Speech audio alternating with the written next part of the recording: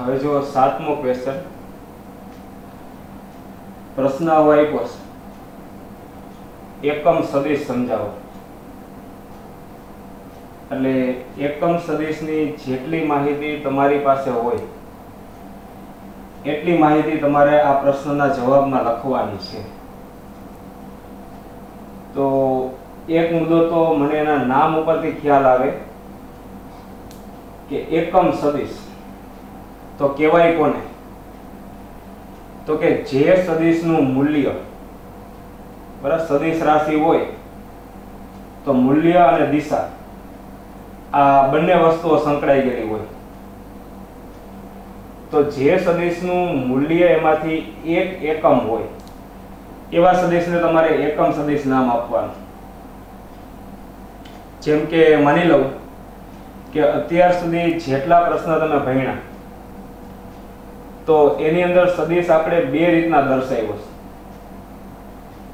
યાદ આવે તો એક સદિશ તમે એ રીતના દર્શાવ્યો હતો કે એક ટ્રેન દક્ષિણથી ઉત્તર દિશામાં 100 કિલોમીટર પ્રતિ કલાકના વેગથી ગતિ કરે છે। એટલે એનો મતલબ એમ કે તમે મૂલ્ય અને દિશા આ બંને લખીને ટૂંકમાં સદિશ દર્શાવ્યો હતો બરાબર। 100 કિલોમીટર પ્રતિ કલાક એટલે એનું મૂલ્ય થયું અને દક્ષિણથી ઉત્તર તરફ ગતિ કરે છે તેનો મતલબ એમ કે એની દિશા છે। એટલે એક સદિશ દર્શાવવાની રીત તમારી પાસે આગળ આવી મૂલ્ય અને દિશા લખીને। બીજી રીત તમારી પાસે આવી સદિશ લખવાની તીર દોરીને। કોઈ પણ સદિશ તમારે ટૂંકમાં દર્શાવવો હોય તો સદિશ દર્શાવવા માટે તમારે તીર દોરવાનું, પણ જરૂરી એટલું છે કે તીરની લંબાઈ છે એના મૂલ્ય જેટલી રાખવાની અને જે દિશામાં અસર હોય એ દિશામાં એનું શીર્ષ મૂકવાનું બરાબર। આ બે રીત સદિશ દર્શાવવા માટેની તમારી પાસે આવેલી। તો હું તમને એમ કહું કે એકમ સદિશ સમજાવો તો મેં વ્યાખ્યા એવી આપી કે જે સદિશનું મૂલ્ય એક એકમ હોય તેવા સદિશને એકમ સદિશ કહેવાય।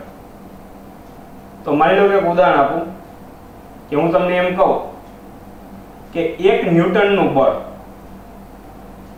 x અક્ષ સાથે 30 અંશના ખૂણે લાગે છે। એટલે આવી પરિસ્થિતિ થઈ।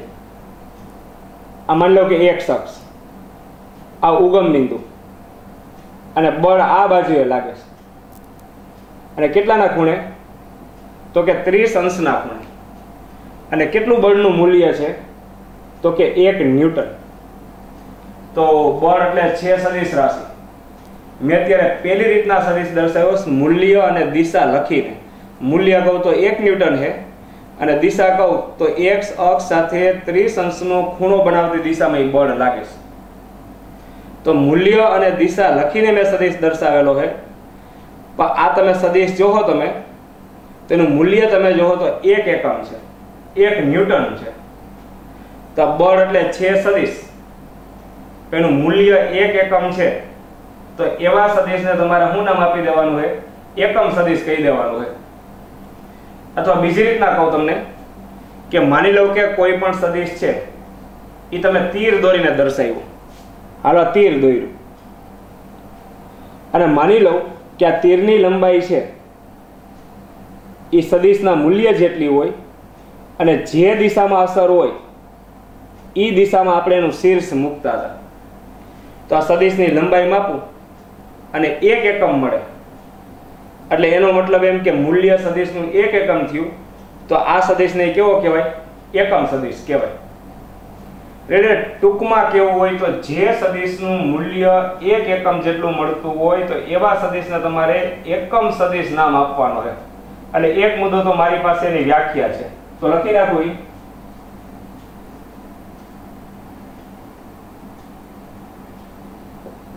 કે જે સદિશનું મૂલ્ય 1 એકમ હોય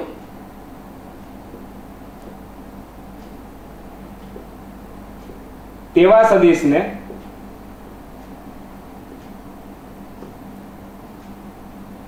એકમ સદિશ કહે છે અને એક એની વ્યાખ્યા.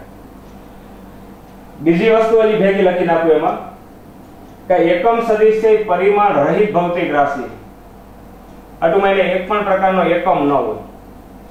એટલે એકમ ન હોય એટલે એનો મતલબ એમ કે પારિમાણિક સૂત્ર મળશે નહીં.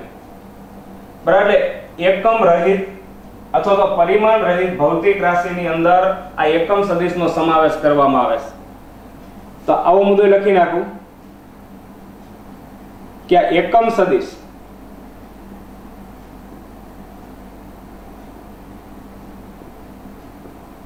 પરિમાણ રહિત છે અને તે માત્ર દિશા દર્શાવવા માટે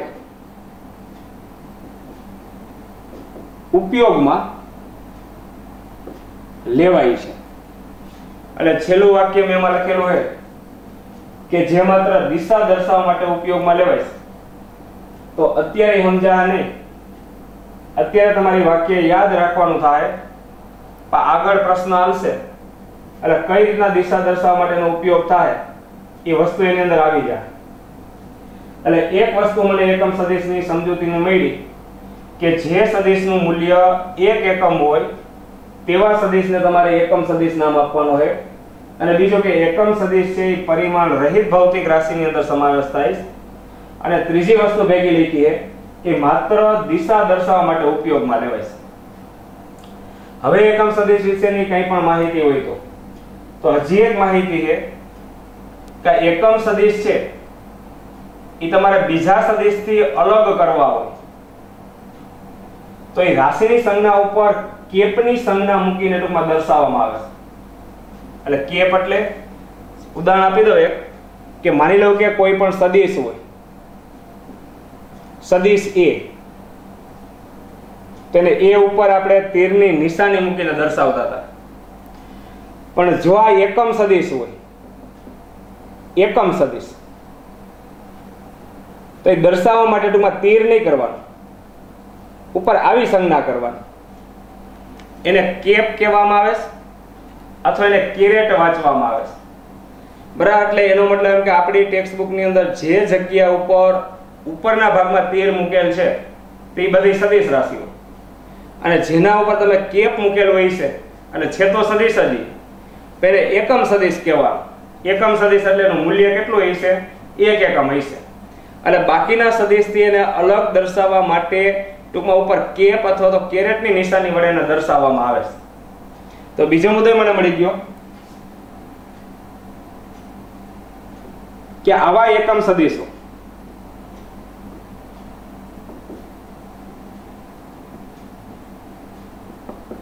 બીજા સદિશોથી અલગ કરવા માટે એ રાશિની જે સંજ્ઞા હોય એના ઉપર કેરેટ અથવા કેપ ની નિશાની વડે દર્શાવવામાં આવે છે. જેમ કે n કેપ. બરાબર. કોઈ પણ એકમ સદિશ n હોય, એકમ સદિશ n, તો n ઉપર શું કરવાનું તમારે? કેપ કરો. એટલે એનો મતલબ એમ કે એકમ સદિશ દર્શાવે છે. એટલે એકમ સદિશ સમજાવો તો મને બીજો મુદ્દો મળ્યો. હજી મારી આગળ ત્રીજો મુદ્દો છે એકમ સદિશ માટેનો કે આપણી પાસે યામાક્ષ પદ્ધતિ છે. x અક્ષ, y અક્ષ અને z અક્ષ. બરાબર. આ બાજુ x અક્ષ છે, આ બાજુ y અક્ષ છે અને તમારી બાજુ એ છે z અક્ષ હોય. તો x અક્ષની દિશામાંનો એકમ સદિશ છે એ આ ચેપ્ટરની અંદર અથવા તો આખી ટેક્સ્ટ બુકની અંદર I કેરેટ વડે દર્શાવેલી છે, ટૂંકમાં આવી સંજ્ઞા.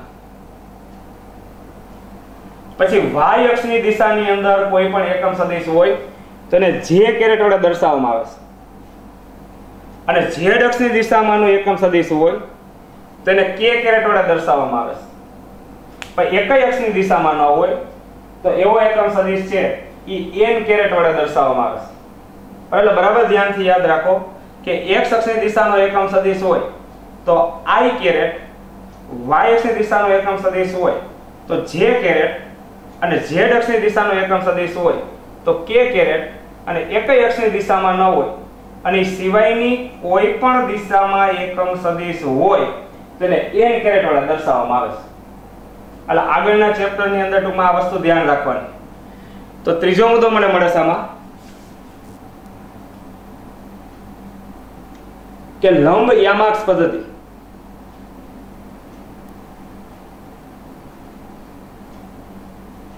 ની અક્ષો એક x અક્ષ છે, y અક્ષ અને z અક્ષની દિશાના એકમ સદિશો i કેરેટ, j કેરેટ અને k કેરેટ વડે દર્શાવાય છે. નીચે ટેક્સ્ટબુકમાં એક વાક્ય લખ્યું છે, માન ઓફ i કેરેટ, માન ઓફ j કેરેટ અને માન ઓફ k કેરેટ બરાબર 1. શું કહેવા માંગે છે? જો કોઈ પણ સદિશ હોય તો આપણે ઉપર તીરની નિશાની વડે દર્શાવીએ. એ ઉપર તીર કર્યો એટલે સદિશ એ. પણ આ સદિશનું મૂલ્ય લખવું હોય તો એના માટેની સંજ્ઞા છે કે માન કરી નાખો. આવું કોઈ પણ જગ્યા ઉપર લખ્યું હોય એટલે સદિશ એનું મૂલ્ય વચ્ચે કે આવી સંજ્ઞા વડે દર્શાવવામાં આવે છે મૂલ્ય, અથવા ઉપરથી તીર કાઢી નાખો. આ બેમાંથી ગમે સંજ્ઞાનો ઉપયોગ તમે મૂલ્ય દર્શાવવા માટે કરી શકશો. એટલે સદિશ હોય તો ઉપર તીર કરવાનું, સદિશનું માત્ર મૂલ્ય તમારે દર્શાવવું હોય તો બે બાજુ માન કરવાનું, અથવા તો ઉપરથી તીરની સંજ્ઞા શું કરી નાખવાની? કાઢી નાખવાની. એટલે આજે મેં લખ્યું શું દર્શાવે કે સદિશ i કેરેટ છે એનું મૂલ્ય એકમ સદિશ જ છે આ, એટલે મૂલ્ય કેટલું હોય? 1. આ એકમ સદિશ જ છે એનું મૂલ્ય કહો એટલે 1, અને આ એકમ સદિશ છે એટલે એનું મૂલ્ય કહું તો 1. બરાબર. ત્રીજો મુદ્દો, આ સિવાયનો એકય મુદ્દો તમારી પાસે એકમ સદિશની સમજૂતીનો હોય તો આપવાનો. તો છેલ્લો મુદ્દો છે એનો